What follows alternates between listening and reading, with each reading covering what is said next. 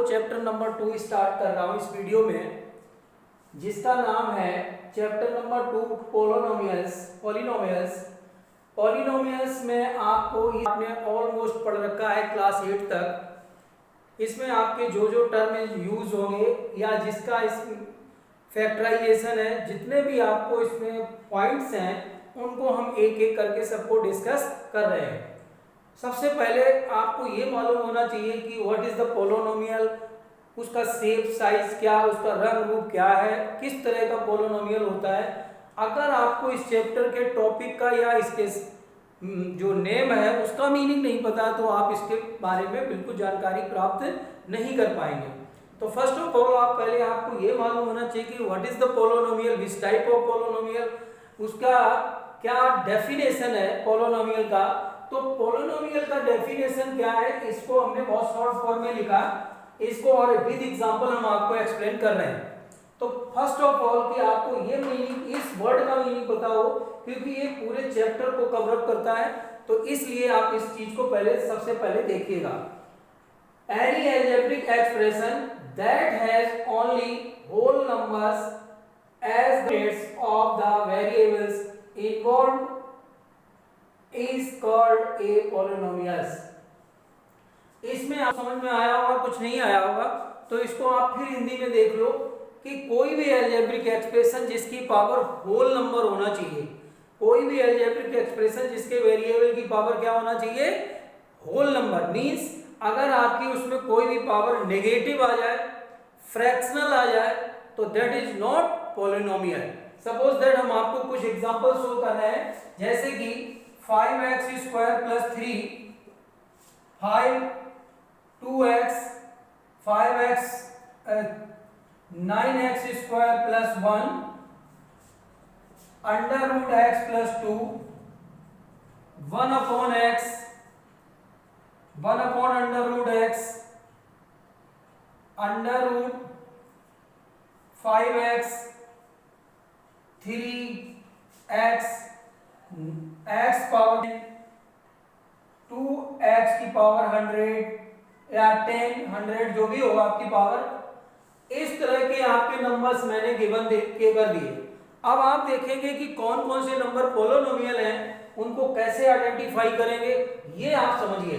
इसके एक एक वर्ड का मीनिंग है कि हैज ओनली होल नंबर, जो भी इसकी एक्सपोनेंट है वो कैसी होनी चाहिए, होल नंबर होनी चाहिए। अब आप देखिएगा ये हमारा x की पावर कितनी है, 2 है, जो कि होल नंबर है, इट इज ए पोलिनोमियल। ये भी पोलिनोमियल है, ये कांस्टेंट पोलिनोमियल होता है जिसमें कि इसमें x की पावर 0 है, 0 भी होल नंबर आता है। तो ये भी हमारा ऑल नंबर्स आर पोलिनोमियल्स, क्योंकि हमारे इसमें x की पावर कितनी होगी, 0, तो 0 भी हमारा होल नंबर है, तो इसलिए ये भी पोलिनोमियल है। ये भी पोलिनोमियल, इसकी पावर 1 है, इसकी पावर 2 है, तो ये भी पोलिनोमियल है। इसकी पावर आपके अंडर रूट x की मींस x की पावर 1/2 है, 1/2 is not whole number, so it is not polynomial. इसको आप पोलिनोमियल नहीं कह सकते। इसके बाद नेक्स्ट नंबर आता है 1 अपॉन x। x को आप ऊपर ले जाएंगे तो x की पावर -1 बनेगी, जो कि आपकी नेगेटिव हो जाएगी और होल नंबर भी नहीं रहेगी, तो इसलिए इट इज नॉट पोलिनोमियल। इसके बाद आप नेक्स्ट देखिएगा, इसमें क्या है, 1 upon under root x, x की पावर 1/2 हो जाएगी, और ऊपर आप ले जाएंगे जैसे कि 1 अपॉन अंडर रूट x है, तो इसको लिखेंगे 1 अपॉन x की पावर 1/2, और ऊपर ले जाएंगे तो x की पावर -1/2, जिससे कि ये पोलिनोमियल आपका नहीं होगा, क्योंकि वेरिएबल की पावर आपकी होल नंबर नहीं है। इसके बाद नेक्स्ट आपका ये भी आप देखेंगे, इसमें भी अंडर रूट 5 पर भी है और x पर भी है। इसमें आप देखेंगे तो इसलिए ये भी पोलिनोमियल नहीं होगा। नेक्स्ट नंबर है, इसमें देखिएगा अंडर रूट 3 पर है, लेकिन x पर नहीं है, तो x की पावर कितनी हुई, 1 is the whole number, so we can say it is the polynomial. इसके बाद ये x की पावर 10 है, ये आल्सो पोलिनोमियल। इसकी पावर 2, x की पावर 100 है, it is also polynomial. So we can say कि what is the which type of polynomial, क्या आप उसमें पहचानने की आप पहचान सकते हैं कि किस तरह का आपका पोलिनोमियल होना चाहिए। मींस वेरिएबल की पावर को केवल चेक करते हैं, नंबर्स की पावर को चेक नहीं करते। सपोज दैट देखिए इसमें और इसमें डिफरेंस आपको समझ में आया कि अंडर रूट ये 5x पूरे पर है तो इट इज नॉट पोलिनोमियल, इसमें केवल अंडर रूट 3 पर है, x पर नहीं है। हमें चेक केवल x की पावर ही करनी है, वेरिएबल की पावर चेक करनी है। तो हमने देखा कि वेरिएबल की पावर 1 है, 1 is the whole number, so we can say it is the polynomial. Polynomial इस तरह से आप आइडेंटिफाई करना समझ गए हैं कि कौन कौन से पोलिनोमियल होते हैं। अब आप बिल्कुल हिंदी में समझ लो कि जिन वेरिएबल अलजेब्रिक एक्सप्रेशन की वेरिएबल की पावर होल नंबर हो, मींस नेगेटिव नहीं हो, फ्रैक्शनल नहीं हो, तो that is called the polynomial. Polynomial अब आपके इसमें टर्म कौन से यूज होंगे, जैसे आपका term coefficient, constant term, algebraic expression, ये छोटे छोटे टर्म आपको हम लिख के बता देंगे जिससे कि आप उनको लर्न कर लेना। मैं ये मान के चल रहा हूं कि 8th क्लास में आपने उन चीजों को कम पढ़ पाया, तो इसलिए हम अगेन आपको एक बार रिपीट करते हैं जिससे कि आपकी ये कंप्लीट हो जाए। नेक्स्ट स्टूडेंट इसमें देखिएगा, अब आपको कुछ टर्मों की हमने डेफिनेशन दी है जिनको आप पहले से पढ़ चुके हैं, लेकिन अगर आपने उनको लर्न नहीं किया है या आप कम समझ पाए हैं तो फिर एक बार हम रिपीट कर देते हैं। वेरिएबल क्या होते हैं, a term of a quantity which can take a real value in a particular situation of or in a line in a given problem is called a variable, जिनको कि हम x y z और dot dot dot किसी और alphabet से भी हम इनको शो करते हैं, ये हमारे वेरिएबल्स होते हैं। अब आप देखिएगा कांस्टेंट क्या होता है, constant a quantity whose value remains same throughout a particular situation or in a given problem is called a constant. Constant means होता है जितने भी नंबर्स हैं आपके 5 6 7 8 9 10 और वेरिएबल के अलावा किसी भी नंबर में वेरिएबल के अलावा अगर आपके पास कोई भी और मल्टीपल में आता है तो उनको हम क्या बोलेंगे, कांस्टेंट। वेरिएबल आपका अलग दिखता है, x y z के फॉर्म में होगा तो हम इनको कांस्टेंट कहते हैं। इसके बाद आता है एक बड़ा इंपॉर्टेंट पॉइंट है अलजेब्रिक एक्सप्रेशन। अलजेब्रिक एक्सप्रेशन क्या है कि the combination of the variable and constant bye the plus minus multiple divide operation से, इन चारों से अगर कोई वेरिएबल और नंबर्स बॉन्ड हैं या एक दूसरे के साथ हैं तो हम उसको क्या कहेंगे, अलजेब्रिक एक्सप्रेशन। अलजेब्रिक एक्सप्रेशन में क्या होगा, कोई भी नंबर, जैसे मान लीजिए ये वेरिएबल है हमारा x और ये प्लस के थ्रू हमारे इसके साथ बॉन्ड हो गया तो ये हमारा अलजेब्रिक एक्सप्रेशन है 5x² + 3, ये भी अलजेब्रिक एक्सप्रेशन है। कोई भी नंबर है मल्टीपल में भी हो सकता है 1/x + 3, डिवाइड में भी हो सकता है x + 1/2 बाई, ये भी हमारा हो सकता है। इसको भी हम इस तरह से भी लिख सकते हैं, डिवाइड में भी लिख सकते हैं। कोई भी numbers and variables by bond by the plus minus multiple divide, that is called the these are called the आपको अलजेब्रिक एक्सप्रेशन कहे जा सकते हैं। इस तरह से हम इनके इन जो हमारे टर्म यूज होंगे उन टर्मों को हमने डिटेल में एक्सप्लेन कर दिया।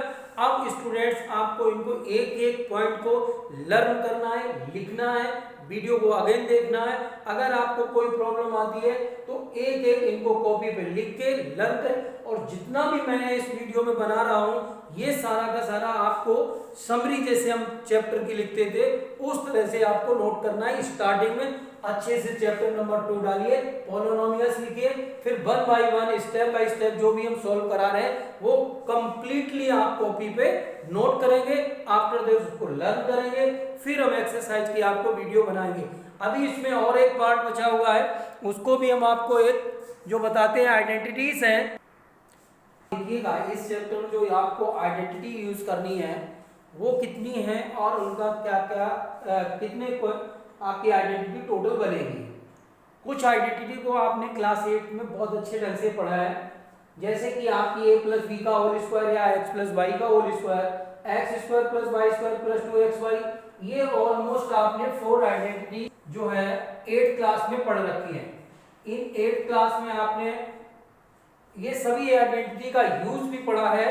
तो स्टूडेंट्स आप यहाँ ध्यान रखना कि जो जो आइडेंटिटी आपने पढ़ रखी है उनको आप अगेन एक बार फिर रिपीट करेंगे, क्योंकि अब इनका बहुत ज्यादा यूज है और इसके बगैर आप आगे के चैप्टर में कोई भी आगे नहीं कर पाओगे क्वेश्चंस को।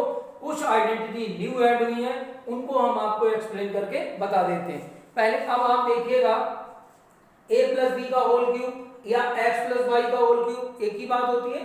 तो हमने ये आइडेंटिटी ली है cube plus B cube plus 3ab into A plus B.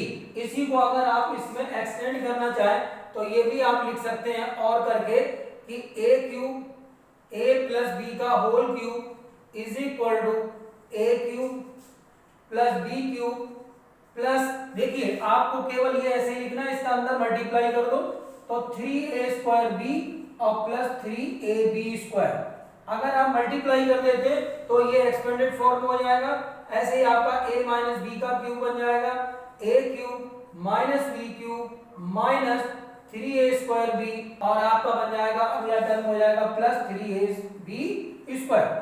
देखिए आप इसको सिंपल मल्टीप्लाई कर दिया और आपने मल्टीप्लाई करने के बाद आपने देखा कि ये हमारे इस फॉर्मेट में भी हो सकते हैं। अब आप स्टूडेंट सबसे इंपॉर्टेंट पार्ट क्या देखना है, अभी आपने जो 8 तक यूज ऑलमोस्ट करते थे उनमें क्या होता था x प्लस वाई का आपको गिवन है और होल स्क्वायर करना। अब ये रिवर्स यूज होगी दोनों तरफ से। आपको ये पार्ट गिवन है, राइट हैंड साइड गिवन है तो लेफ्ट हैंड साइड लिखना।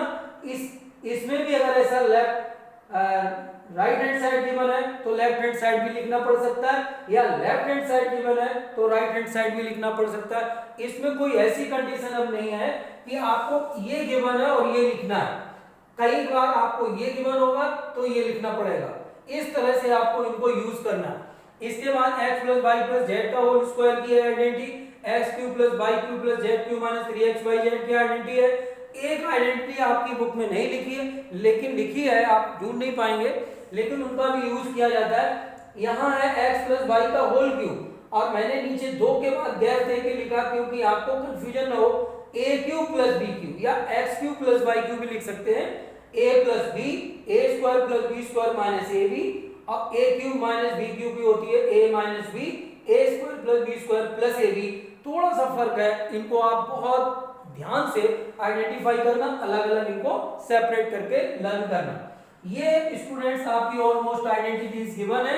अब आप इनको बहुत अच्छे ढंग से लिखेंगे, लर्न करेंगे और कंटिन्यू लर्न करेंगे जब तक कि आप इनको बिल्कुल एकदम यूं आप जैसे किसी ने पूछा और तुरंत आप आंसर देते, तब आप मान के चलिए कि आपको सही लर्न हो गए। इसके बाद स्टूडेंट्स आपके पोलिनोमियल के टाइप्स गिवन है जिनको आप 8th क्लास में ऑलरेडी पढ़ चुके हैं बहुत अच्छे ढंग से।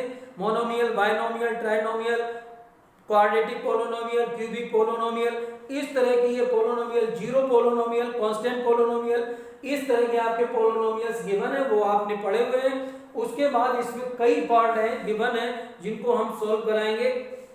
एक एक पार्ट को, एक एक चीज को दिखाएंगे कि कोफिशिएंट क्या होता है, डिग्री कैसे फाइंड आउट करेंगे, तो वो हम आपकी एक्सरसाइज जैसे ही आएगी हम उसमें आपको एक्सप्लेन करेंगे। तो ये जितनी भी चीजें आपको मैंने आज बताई हैं इनको आप अच्छे ढंग से लर्न करना, लिखना कॉपी पे, उसके बाद इनको बार बार लर्न करते रहना, लिख लिख के लर्न करना, तभी आप आगे के चैप्टर को समझ पाओगे। बेटा आपके ये मैं बता रहा हूँ, ये चैप्टर आपका पिलर है, बेस है। अगर आपने ये चैप्टर मिस कर दिया या आप नहीं समझ पाए तो डेफिनेट आपको हर चैप्टर में हर प्रॉब्लम जहां पे भी कैलकुलेशन आएगा आप वहां पे अटक जाएंगे, प्रॉब्लम क्रिएट हो जाएगी, आप उसको सॉल्व नहीं कर पाएंगे क्योंकि टोटल आपका अलजेब्रिक मैथ हो गया। तो इसमें ऐसा नहीं है कि आप इनको छोड़ के और आगे पढ़ सकते हैं, बिल्कुल नहीं पढ़ पाओगे। तो इसको आप एक बहुत चैलेंज की तरह लीजिए और इनको अच्छे से लर्न करिए। वीडियो में आपको कोई प्रॉब्लम लगती है तो आप उसको अगेन देखिए। कोशिश मैं कर रहा हूं कि कोई आपको प्रॉब्लम ना आए, इसलिए मैं आपको इस तरह से एक एक चीज को एक्सप्लेन कर रहा हूं। अब हम एक्सरसाइज के वाइज आपको नेक्स्ट वीडियो में स्टार्ट करेंगे। Okay, thank you students.